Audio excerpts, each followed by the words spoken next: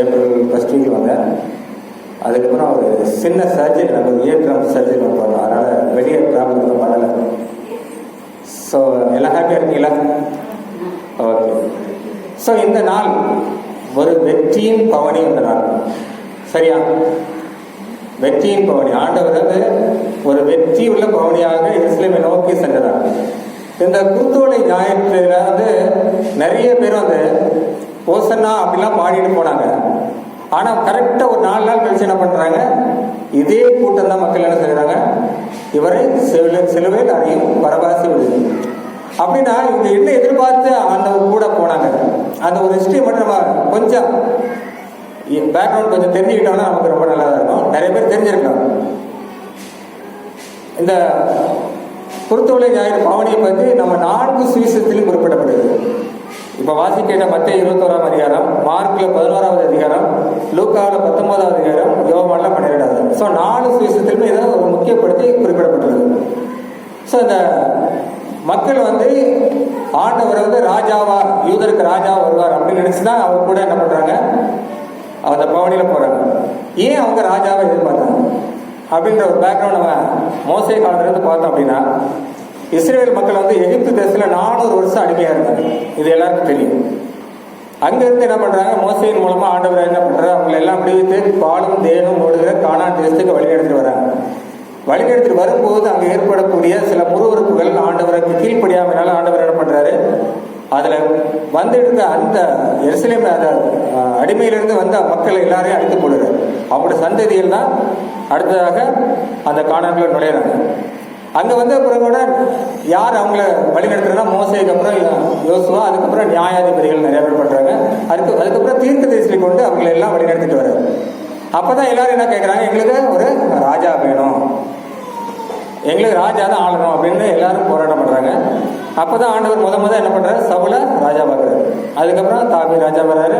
அதுக்கப்புறம் சாலமோன் அந்த ஸ்தானத்துல ராஜா வர்றாரு. இப்படி ராஜாக்கள் ஆண்ட காலத்துல வந்து மக்கள் ஓரளவு நல்ல செழிப்போடு இருந்தோடனே ஆண்டவர் திரும்ப என்ன பண்றாங்க? மறந்துடுறாங்க. மறந்தது மாத்திரம் இல்ல, அந்நிய தேவர்களை வழிபட ஆரம்பிச்சுறாங்க. இந்த அந்நிய தேவர்கள் எப்படி அந்த இஸ்ரவேல் தேசத்துக்குள்ள வந்தது அப்படின்னா, சாலமன் ராஜா பத்தி உங்களுக்கு எல்லாரும் தெரியும். அவருக்கு 300 மனைவிகள், 700 மறுமனை ஆட்டிகள்.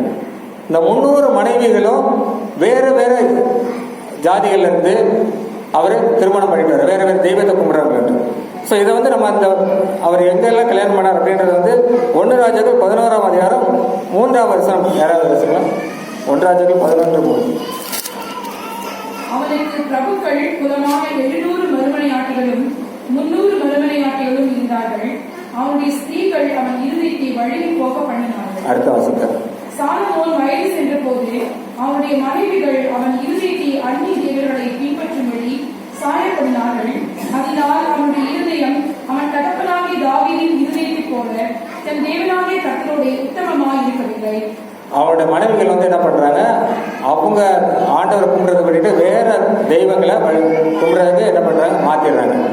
ஸோ அப்பதான் திரும்ப ஆண்டவர் என்ன பண்றாரு? அவங்க மேல இஸ்ரேல் மக்கள் மேல கோவப்பட்டு சீரிய ராணுவத்தில் ஒப்படைக்கிறாரு.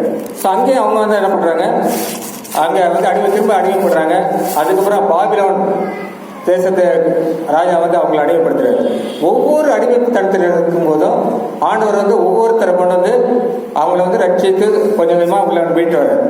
எஸ்ஐகே ராஜா அந்த மாதிரி ஒவ்வொரு சமயத்துல ஒவ்வொரு ராஜாக்களை வைத்து அவங்களை எல்லாம் மீட் எடுக்கிறாரு. திரும்ப அவங்க பாவம் செய்யறாங்க, திரும்ப மீட் எடுக்கிறாரு. இப்படியே தான் போயிட்டு இருக்கு. கடைசியா மொத்த இஸ்ரேல் ராஜ்யமும் ரோம ராஜ்யத்துக்கு கீழே வந்து அடங்கியது. ரோம ராஜ்யத்துல வந்து சீசர் அப்படின்ற ஒரு ஆட்சி செய்யும்போது தான் மொத்தமா ரொம்ப அடிமைப்படுத்துறாங்க. ரொம்ப அடிமைப்படுத்திருக்கும் போது ஆண்டவர் என்ன பண்றாரு? எங்களை ரட்சிக்க யாராவது வருவாரா, எங்களை யூதர்களை ரட்சிக்கிறது யாராவது ஒரு கடவுள் வருவாரா அப்படின்னு இருக்கும்போது தான் ஆண்டவராக இயேசு கிறிஸ்து பிறகுறாரு. அந்த ஆண்டவராக இயேசு கிறிஸ்து பிறந்த உடனே அவரோட செய்த அதிசயங்கள், அற்புதங்கள் இதெல்லாம் பார்த்த உடனே என்ன பண்றாங்க? ஸோ நம்மளை மீட்க வந்த ராஜா இவர் தான் அப்படின்னு சொல்லி என்ன பண்றாங்க? அவரை ராஜாவாக ஏற்றுக்கொள்ள மனதாக இருக்கிறாங்க. அதனாலதான் யோவான் 12:17 வாசிக்கிறோம். அவரை எதிர்கொண்டு சென்றார்கள். ஆண்டவர் வந்து எருசலேமுக்கு நேராக வரும்போது அவரை எதிர்கொண்டு சென்றார்கள். ஆனா ஆண்டவர் வந்து எந்த இடத்துலையுமே நான் ஒரு ராஜா, நான் உயிர்களை ரட்சிக்க வந்த ராஜா அப்படின்னு எங்குமே சொல்லலை. ஆனா அவருடைய செயல்களை எல்லாம் பார்த்து என்ன பண்றாங்க, இவர் தான் ஒரு ராஜா அப்படின்னு சொல்லிடுறாங்க. ஏன்னா இயேசு கிறிஸ்துவை பற்றி முன்னறிவிப்பு செய்த தீர்க்கதரிசிகள் அனைவருமே அவர் ராஜா என்பதாக அவர் கூறினதுனால இவர் தான் நமக்கு ராஜா, இவர் தான் நம்மை ரட்சிக்க வந்த ராஜா அப்படின்னு நினைக்கிறாங்க. ஏசாயா 33:22 யாராவது வாசிப்போம்.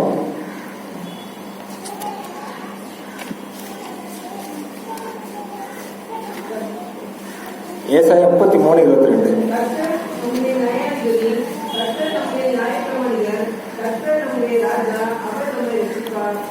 கர்த்தர் நம்முடைய ராஜா, அவர் நம்மை ரட்சிப்பார். சோ நம்ம ரட்சிக்கிறதுக்கு ஒருத்தர் வர்றாரு, அவர் தான் நம்ம ராஜா அப்படின்றார்.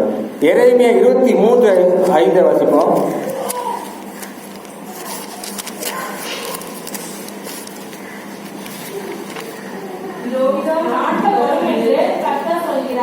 அப்பொழுது தாவீதுக்கு ஒரு நீதி இலக்கியை செல்வ பண்ணுவேன். அவர் ராஜாவாயிருந்து ஞானமாய் ராஜ்யம் பண்ணி பூமியிலே நியாயத்தையும் நீதியையும் நடப்பிப்பார். அவர் ராஜாவை இருந்து நீதி நியாயத்தை நடத்திப்பார். அதே மாதிரி மத்தேயு 2:2 வாசித்தோம்னா அந்த ஞானிகள் வந்து என்ன பண்றாங்க, யூதருக்கு ராஜாவாக பிறந்திருக்கிறவர் எங்கே அப்படிதான் என்ன பண்றாங்க, விசாரிக்கிறாங்க. அது மாத்திரம் இல்லாம யோவான் 14:15 அவர் அந்த 5000 பேரை அப்பத்தினால் போஷித்த போது அந்த ஜனங்கள் எல்லோரும் அவரை ராஜாவாக்க மனதாயிருந்தார்கள் அப்படின்றத பார்த்து அவர் என்ன பண்றார், அந்த இடத்த விட்டு விலகி வருவார். அது இல்லாம சகரியா 9:9 கழுதையாகிய 9:9 யாராவது வாசிப்போம். சகரியா 9:9. சீயோன் குமாரத்தியே மிகவும் கழிவுறு, எஸ்எம் குமாரத்தியே கெம்பீரி, இந்தோ உன் ராஜா முன்னெடுத்தில் வருகிறார். அவர் நீதி உள்ளவரும் ரட்சிக்கிறவரும் தாழ்கிறவரும் கழுதையின் மேலும் கழுதை குட்டியாகிய மரியின் மேலும் ஏறி வருகிறவருமாய் இருக்கிறார். இந்த தீர்க்கதரிசிகள் சொன்னது இந்த யூத ஜனங்கள் எல்லாருக்கும் தெரியும். அன்னைக்கு பார்த்து ஆண்டவர் என்ன பண்றாரு, கழுதை குட்டியின் மேல ஏறி போறாரு. சோ நம்ம ரட்சிக்க வந்த ராஜா இவர் தான் அப்படின்னு சொல்லி ஒரு எதிர்பார்ப்பு அந்த யூதர் ஜனங்கள் பக்கத்திலே இருக்கிறது. ஆனா ஆண்டவர் என்ன பண்றாரு, அந்த யூத ஜனங்கள் எதிர்பார்த்த அந்த ராஜாவா நேர அரண்மனைக்கு போகாம அவர் என்ன பண்றாரு, எருசலேம் தேவாலயத்தை நோக்கி செல்றாரு. அப்பதான் அந்த மக்கள் வந்து ஒரு டிசப்பாயிண்ட் ஆயிடுறாங்க. நம்ம எதிர்பார்த்த ராஜா, ஆனா இவர் வந்து என்ன பண்றாரு, நேர எருசலேம் ஆலயத்தை நோக்கி போறாரு அப்படின்ற ஒரு எதிர்பார்ப்பு ஏமாற்றம் ஆனதுனாலதான் 4வது நாள் என்ன பண்றாங்க, அவரை சிலுவையில் அறிங்க அப்படின்னு சொல்றாரு. ஆனா அந்த ஆண்டவர் எருசலேம் தேவாலயத்தை நோக்கி எதற்காக போனார்? சோ இன்றைக்கு நமக்கு கொடுக்கப்பட்டுள்ள தலைப்பு hosanna the new king in the temple, ஆலயத்தின் புதிய அரசர். அதாவது நம்ம ஆண்டவர் தான் ஆலயத்தோட அரசர். அதனாலதான் அந்த அரசர் என்ன பண்ற, ஆலயத்தை நோக்கி போறார். யூத ஜனங்களை ரட்சிக்க ஒரு ராஜ்யத்தை ஆளக்கூடிய அரசராக அவர் வரவில்லை, ஆலயத்தை ஆளுகை செய்யக்கூடிய அரசராகத்தான் வருகிறார். ஓசன்னா அப்படின்னா என்ன மீனிங் அப்படின்னா, இந்த எபிரேய வார்த்தைக்கு கர்த்தாவை விடுவியும் என்று அர்த்தம். ஆண்டவர் வந்து அவர் ராஜரிகம் பண்ண நினைக்கிறது ஆலயத்தின் வந்து. ஆனா மக்கள் என்ன நினைச்சாங்கன்னா, நம்ம ராஜ்யம் பண்ண ராஜா. அதனாலதான் அந்த ஒரு ஏமாற்றம் அங்கே இருக்குது. அப்படின்னா ஆண்டவர் ஆலயத்தை நோக்கி ஆலயத்தை ராஜரிகம் பண்ண வேண்டும் என்றால் அந்த ஆலயம் எப்படிப்பட்டதாக இருக்க வேண்டும், எப்படிப்பட்ட ஆலயம் இருந்தால் அவர் அங்க ராஜாவாக வீட்டிருக்க முடியும். மத்தேயு 21:13 யாராவது வச்சுக்கோம். மத்தேயு 21, என்னுடைய வீடு ஜப வீடு எனப்படும். போதுங்க, என்னுடைய வீடு ஜப வீடு எனப்படும். இந்த ஆலயமானது ஒரு ஜபிக்கக்கூடிய இடமாக இருக்க வேண்டும். இங்க எப்பொழுதும் ஒரு ஜபஸ்தூபம் எழுந்து கொண்டே இருக்க வேண்டும். ஆலயத்தில் நாம நடந்துக்கிற முறையை வச்சுதான் நம்ம ஆண்டவர் என்ன பண்றாரு, இங்க வந்து அவரு ராஜாவாக இருக்க முடியும். யோசிச்சு சொல்லுவான், எத்தனை பேர் இந்த ஆலயத்துக்குள்ள வந்த உடனே நம்ம முழங்கால் படி ஜெபம் பண்ணணும். நிறைய பேர் நானும் பார்க்குறோம், ஆலயத்துக்கு வந்த உடனே நம்ம கிராமத்தில் பார்த்தோன்னா வந்த உடனே முழங்கால் படி ஜெபம் பண்ணாங்க. 1ஆம் மணி அடித்த உடனே ஆலயத்துக்கு வந்துடுவாங்க, 2ஆம் மணி அடிக்கிற வரைக்கும் ஜெபம் பண்ணிட்டே இருப்பாங்க, இல்லைன்னா பாட்டு பாடிட்டே இருப்பாங்க. ஆனால் இப்போ அந்த கல்ச்சர்லாம் மாறி போயிடுச்சு. ஸோ அது ஒரு ஜப வீடாக அது இல்லாமல் போயிடுச்சு. அது இல்லாமல் இந்த ஆலயத்துக்கு வரக்கூடிய நாம் அல்லது இந்த ஆலயத்தின் இடம் ஒரு பரிசுத்தமான இடமாக இருக்கணும். நம்ம வீட்டுக்கு ஒரு பெரிய ஒரு கெஸ்ட் வரான்னு, ஒரு பிரைம் மினிஸ்டர் வரா, இல்லை ஒரு சீஃப் மினிஸ்டர் வராரு, நம்ம என்ன பண்ணுவோம், நல்ல ஒரு சுத்தமாக ரெடி பண்ணுவோம். ஒரு தண்ணி கேட்டாங்க அப்படின்னா என்ன பண்ணுவோம், நல்ல பாத்திரம் கழுவிருக்கான்னு பாருங்க, அதில் தண்ணி எடுத்து கொடுப்போம். ஆனால் ஆண்டவர் இங்கே வரணும் அப்படின்னா நம்ம எந்த அளவுக்கு இந்த ஆலயத்தை வச்சிருக்கோம், ஆலயத்தில் ஜபம் இருக்கிறதா அப்படின்னு நம்ம கொஞ்சம் யோசித்து பார்த்துக்கணும். அது மாத்திரம் இல்லை, இங்கே வந்திருக்கக்கூடிய நாம் இருதயத்தில் பரிசுத்தமுள்ளவராக இருந்தால் மட்டுமே இந்த இடம் பரிசுத்தமுள்ளதாக இருக்கும். 1 பேதுரு 3:15 வசிப்போம்.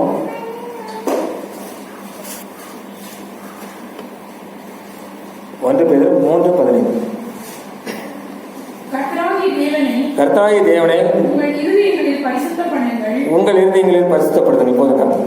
கர்த்தராகிய தேவன் நம்முடைய இருதயத்தில் பரிசுத்தப்படுத்தணும். இருதயத்தில் பரிசுத்தம் உள்ளவர்களாக நாம் இந்த ஆலயத்தில் வரும்போது ஆட்டோமேட்டிக்காக ஜபம் தானாக வரும். அப்போ அப்படின்னா இந்த ஆலயம் ஒரு ஜப வீடாக இருக்கும். இந்த ஆலயத்தை நம்ம பரிசுத்தம் உள்ள நாம இருக்கணும். இங்க இருக்கிற பொருள் அனைத்தும் பரிசுத்தமுள்ள இருக்கணும்.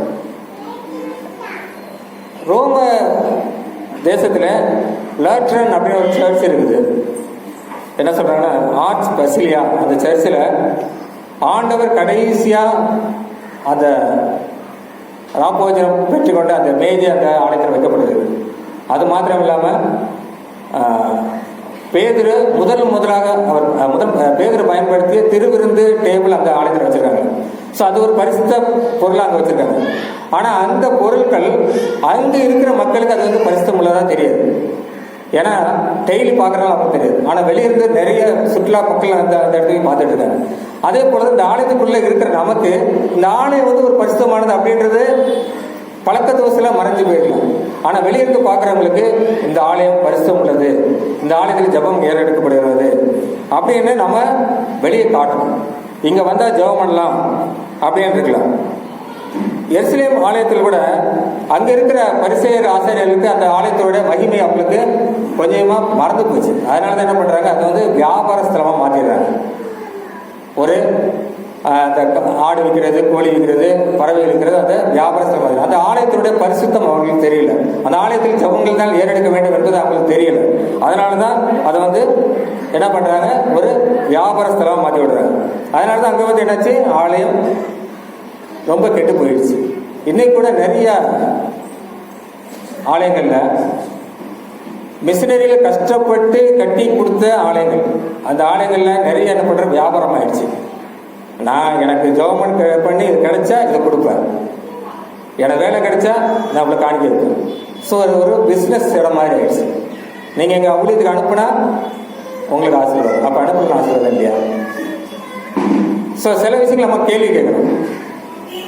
மிஷினரி ஊழியர்கள் வட இந்தியாவில் செய்கிற அந்த மக்களுக்கு பார்த்தோம் அப்படின்னா தான் தெரியும் அவங்க எவ்வளோ கஷ்டப்பட்டு செய்கிறாங்க. நானும் இங்கே வந்து ரூமில் உட்காந்துட்டு இந்த மாதிரி நான் பில்டிங் கட்டுறோம் அப்படின்னு சொல்லி கேட்குறவங்களுக்கு பணம் கொடுக்கலாம், தப்பில்லை. ஆனால் உண்மையாக ஊழியம் செய்யக்கூடிய மக்களை நம்ம தேடி பிடிச்சி கொடுக்கலாம். நான் ஒரு 10 வருஷம் முன்னாடி நார்த் இந்தியா இது ஒன்று போயிருந்தோம், மிஷினரி விஸ்வானி சர்ச் டெடிகேஷன் போயிருந்தோம். அங்கே போய் பார்த்தோம் அப்படின்னா சிக்கிமில் ஒரு சர்ச், ஒசூர்லேருந்து ஒரு 30 பேர் போயிருந்தோம். சிக்கிமில் ஒரு சர்ச்சு மெயின் ரோட்லேருந்து 300 அடி பள்ளத்தில் இருக்குது. அந்த பள்ளத்தில் இருக்க சர்ச்சு கட்டுறதுக்கு மெட்டீரியல்ஸ் மட்டும்தான் விஸ்வானிலேருந்து கொடுக்குறாங்க. அதாவது நம்ம கொடுக்குற பணத்தை கொடுக்குறாங்க. அந்த 300 அடி பள்ளத்தில் அவங்க மெட்டீரியல் மேலே ரோட்லேருந்து கீழே இறக்கி கொண்டு அவங்களே கட்டின ஆலயம்.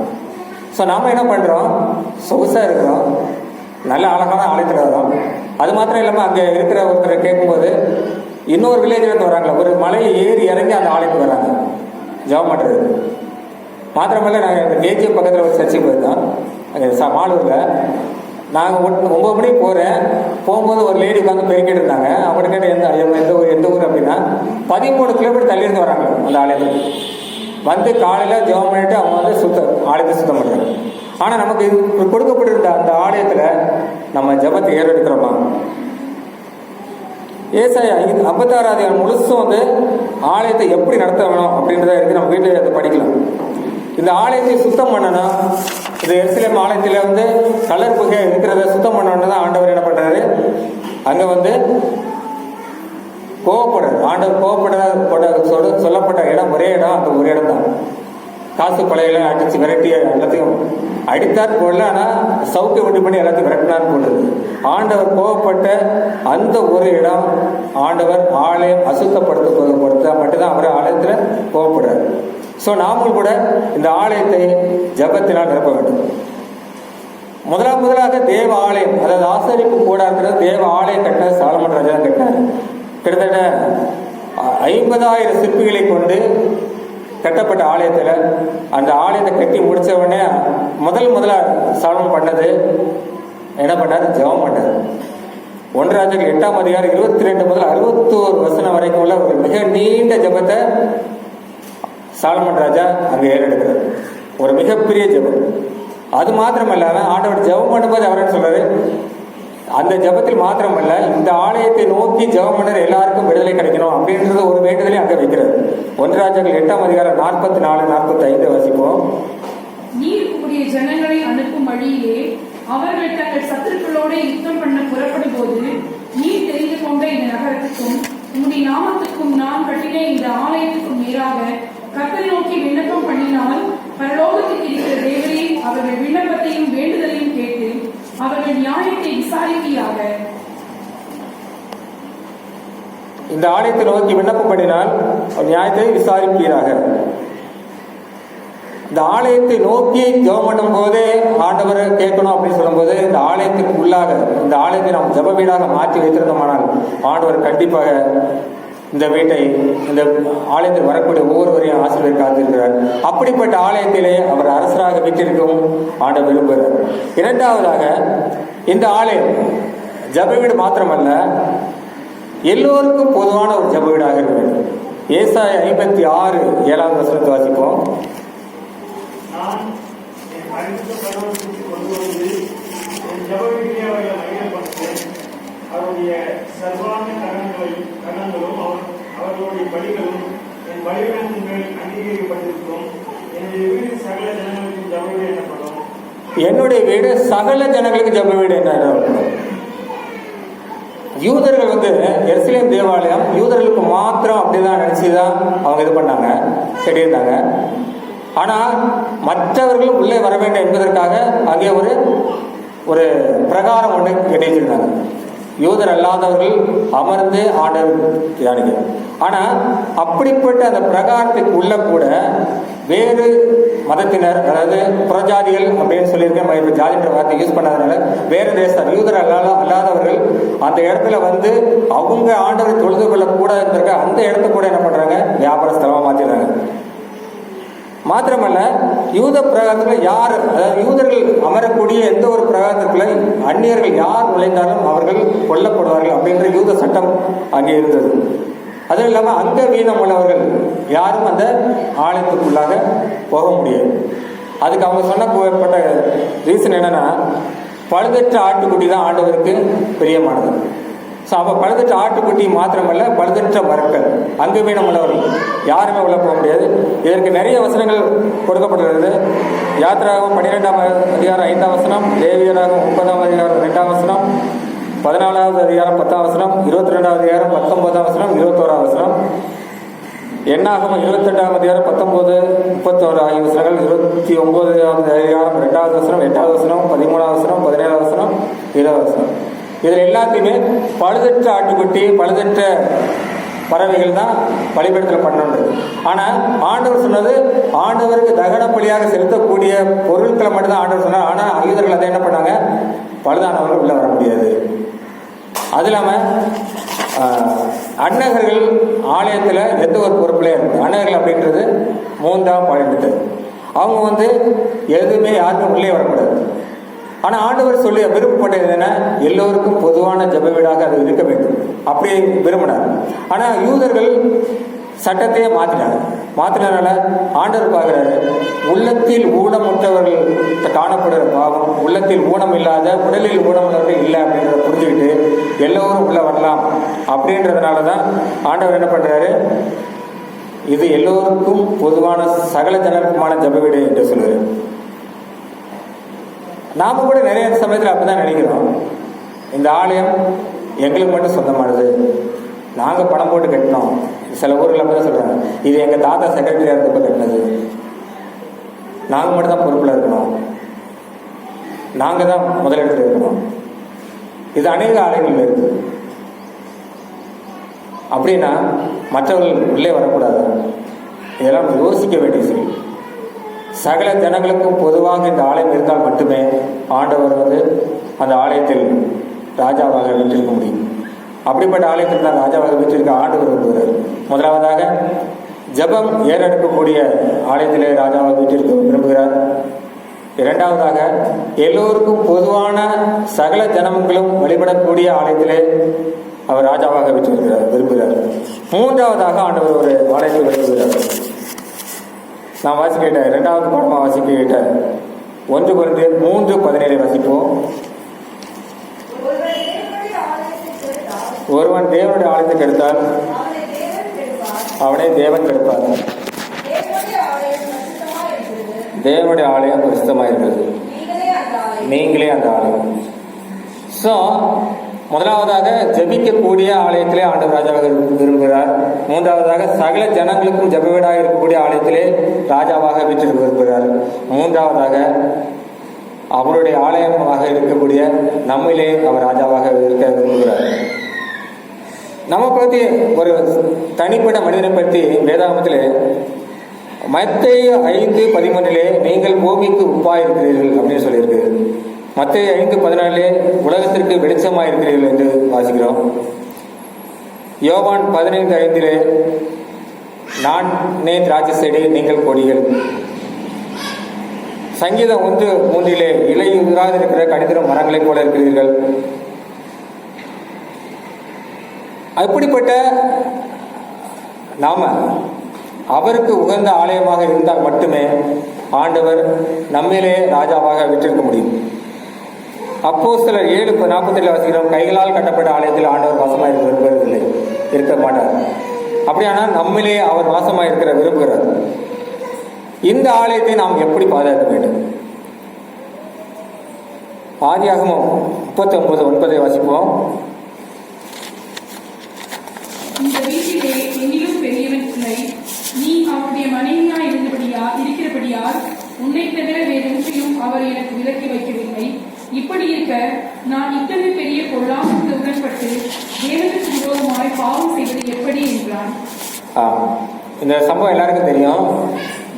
யோசேப்பு பாவம் செய்ய அந்த அரசி கூப்பிடும்போது நான் கர்த்தரை நோக்கி இருக்கிறதுனால இப்படிப்பட்ட பாவத்தை செய்வது எப்படி அப்படின்னு சொல்லி தன்னுடைய உடலை பரிசுத்தமாக வைத்துக் கொள்கிறார். 1 Peter 1:17 உங்களை அழைத்தவர் பரிசுத்தராக இருப்பது போல நீங்களும் பரிசுத்தராக இருங்கள் என்று வாசிக்கிறார். இந்த பரிசுத்தமாய் நாம் இருப்பதற்கு, நம் உடலை பரிசுத்தமாய் வைத்துக் கொள்வதற்கு நாம் என்ன செய்ய வேண்டும்? எபேசியர் 5:26 திருவசனத்தின் மூலம் நாம் பரிசுத்தமாக்கப்பட வேண்டும். வேத வசனங்களை கேட்பது மாத்திரமல்ல, அதனை வாசிப்பதன் மூலமாக நாம் பரிசுத்தமாக நம்முடைய சரீரத்தை பாதுகாத்துக் கொள்ள வேண்டும்.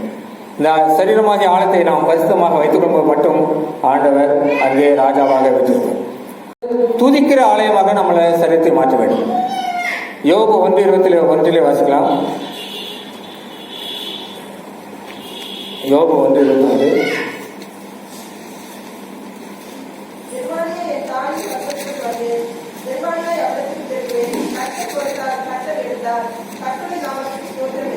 கர்த்தர் கொடுத்தார், கர்த்தர் எடுத்தார், கர்த்தர் நாமத்துக்கு ஸ்தோத்திரம். எப்படிப்பட்ட கடினமான சூழ்நிலையோட அவர் ஸ்தோத்திரத்தை விடவில்லை. ஸோ அப்படின்னா நாம் எப்பொழுதும் துதித்து கொண்டே இருக்க வேண்டும்.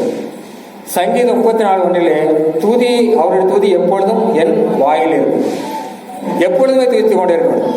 அப்படிப்பட்ட துதிக்கக்கூடிய ஆலயமாக நாம் மாற்ற வேண்டும். எபிரேயர் 13:15 துதிகளை செலுத்த வேண்டும். ஏசாயா 43:22 என் துதியை சொல்லி வருவார்கள் அப்படின்னு நிறைய வாசிகள். அப்படியானால் நாம் எல்லா விஷயத்திலும் யோபை போல எந்த சூழ்நிலையும் நாம் துதிக்க கற்றுக்கொள்ள வேண்டும். நிறைய பேர் நம்ம என்ன பண்ணுவோம்னா, சந்தோஷமா இருக்கும்போது துதிப்போம், கஷ்டம் இருக்கும்போது துதிக்க மாட்டோம், கோவம் தான் கரெக்டா. ஆனால் ஆண்டவர் விரும்புகிற ஆலயம் எப்பொழுதும் துதி செய்யக்கூடிய ஆலயமாக இருக்க வேண்டும் என்று விரும்புகிறார். அதனால சங்கீதக்காரர் சொல்றார், அவருடைய துதி எப்பொழுது என் வாயில் இருக்கும். எப்பொழுதுமே துதித்துக் கொண்டிருந்தால் மட்டுமே ஆண்டவர் அந்த சரீரத்தை விரும்புகிறார். அது மாத்திரமல்ல, ஜெபிக்கக்கூடிய தனிப்பட்ட ஆலயமாக நாம் இருக்க வேண்டும். முதலாவதாக கைகளால் கட்டப்பட்ட ஆலயம் ஜெப வீடாக இருக்க வேண்டும், ஜெபிக்கக்கூடிய இடமாக இருக்க வேண்டும். தனிப்பட்ட ஆலயமாகி நாம் ஜெபிக்கிற ஆலயமாக இருக்க வேண்டும். இதற்கு உதாரணங்கள் நம்ம நிறைய சொல்லிட்டே போகலாம். எஸ்தர் ஜெபித்தார், மிகப்பெரிய ஜெயத்தை பெற்றார். ஆண்டவர் சீசர்களை பார்த்து கடைசியில் கேட்கிறார், 1 மணி நேரமாவது நீங்கள் விழித்திருந்து ஜெபிக்க கூடாதா அப்படின்னு ஆண்டவர் கேட்கிறார். வேதாந்தில் அநேக பரிசுத்தவான்களை பார்த்தோம் என்றால் தானியேல் ஜெபித்தான், தாவீது ஜெபித்தான், இப்படி ஜெபித்தவர்கள் அநேகர் ஜெயம் பெற்றார்கள். நாமும் கூட நம்முடைய ஆவிக்கிற வாழ்க்கையிலே, நம்முடைய சரீரத்திலே நாம் எப்பொழுதும் ஜெபித்துக் கொண்டவர்களாக இருக்க வேண்டும். முதலாக பரிசுத்தமாய் காத்துக்கொள்ள வேண்டும். தேவனுடைய ஆலயமாக நம்ம சிறத்தை பரிசுத்தமாய் காத்துக்கொள்ள வேண்டும். துதிக்கிற ஆலயமாக மாற்ற வேண்டும். ஜெபிக்கிற ஆலயமாக மாற்ற வேண்டும். அதுக்கடுத்த எபிரேயர் 11:31 வாசிப்போம்.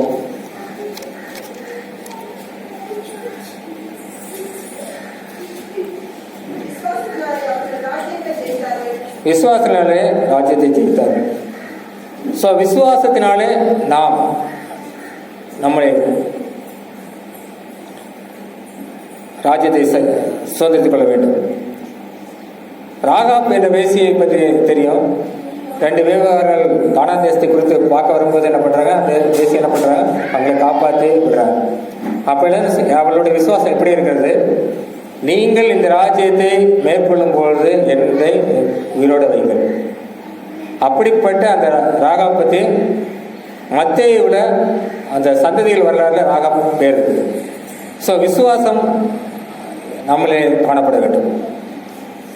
இந்த விசுவாசம், துதி, ஜபம் இதெல்லாம் எப்படி இருக்கணும் அப்படின்னா, இப்போ எல்லாருமே மொபைல் யூஸ் பண்ணுறோம். கரெக்டாக மொபைல் என்ன பண்ணோம், டெய்லி சார்ஜ் போடணும். டெய்லி சார்ஜ் போடலன்னா யூஸ் பண்ண முடியாது. அதே மாதிரி அதில் சிம் கார்டு ஒன்று இருக்கணும். சிம் கார்டு போட்டுட்டு ஒரு பிளான் போட்டு வச்சுருக்கிறோம். அது ஒரு குறிப்பிட்ட நாள் பேசலை அப்படின்னா ஆட்டோமேட்டிக்காக கட் ஆகிற மாதிரி இப்போ வச்சுருக்காங்க. ஸோ நாம் கூட அப்படி தான் டெய்லி ஆண்டவருடைய உறவை நம்ம புதுப்பிச்சு கொண்டே இருக்கணும். சிம் கார்டாக கொடுக்கப்பட்டுள்ள நம்ம வேதத்தை தியானித்து கொண்டே இருக்க வேண்டும். ஆண்டவரோட பேச வேண்டும். ஆண்டவரோட பேசுறது அப்படின்னா ஜெபம். இப்படி நாம் உடலை, நம்முடைய சரீரத்தை பரிசுத்தமாக வைத்துக் கொண்டாலும் ஆண்டவர் நம்மிலும் ஆண்டவர் ராஜாவாக விட்டிருப்பார். முதலாவதாக ஜெப வீடாகிய ஆலயத்திலே ராஜாவாக விட்டிருக்க விரும்புகிறார். சகல ஜனங்களும் வந்து ஜெபிக்கக்கூடிய ஆலயத்திலே ராஜாவாக விட்டிருக்க விரும்புகிறார். 3வதாக நம்ம சரீரமாகிய ஆலயத்திலே ஆண்டவர் ராஜாவாக விட்டிருக்க விரும்புகிறார். இப்படி நம் சரீரத்தை பரிசுத்தம் வைத்துக் கொண்டால் மாத்திரமே ஆண்டவர் என்ன செய்வார் அப்படின்றது சங்கீதத்தில் 24:9 வாசிப்போம்.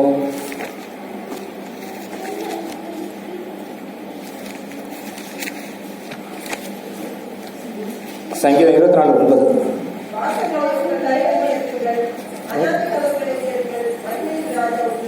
மகிமையின் ராஜா உட்பிரவேசிப்பார். இப்படிப்பட்ட ஆலயமாக நாம் பரிசுத்தமாக மாற்றியிருந்தால் மட்டுமே மகிமையின் ராஜா நமக்குள் பிரவேசிப்பார். அப்படிப்பட்ட வாய்ப்பை கடவுள் நமக்கு தந்தருவாக. ஜெபிப்போம். எங்களை நேசிக்கிற அன்பின் பரலோக பிதாவே, உம்மை நன்றியோடு துதிக்கிறோம் அப்பா. உம்முடைய ஆலயத்தை குறித்து நாங்கள் தியானிக்க நீர் கொடுத்த கிருபைக்கு நன்றி செலுத்துகிறோம். நாங்கள் வந்து ஆராதனை கலந்து கொண்டிருக்கிற ஜெப வீடு உமக்கு உகந்த ஜெப வீடாய் நாங்கள் ஜெபிக்கிற இடமாக மாற்ற எங்கள் தேவையான கிருபை தாங்கப்பா. இந்த ஆலயத்திலே சகல ஜனங்களுக்கும் பொதுவான இந்த ஆலயத்திலே சகல ஜனங்களும், உம்மை அறியாத ஜனங்களும் வந்து செல்லத்தக்கதாக இந்த ஆலயத்தை பரிசுத்தப்படுத்த ஜெபிக்கிறோம். மாத்திரமல்ல, எங்களுடைய சரீரமாகிய உம்முடைய ஆலயத்தை நாங்கள் பரிசுத்தமும் ஜெபிக்கிற, துதிக்கிற, விசுவாசிக்கிற ஆலயம் மாற்ற தேவையான விருப்பத்திற்குள்ளே ஜெபிக்கிறோம். நீர் அப்படி செய்யப்படுவதற்கு நன்றி செலுத்துகிறோம். இயேசுவின் மூலம் ஜெபிக்கிறோம். ஜீவனுக்கு பிதாவே.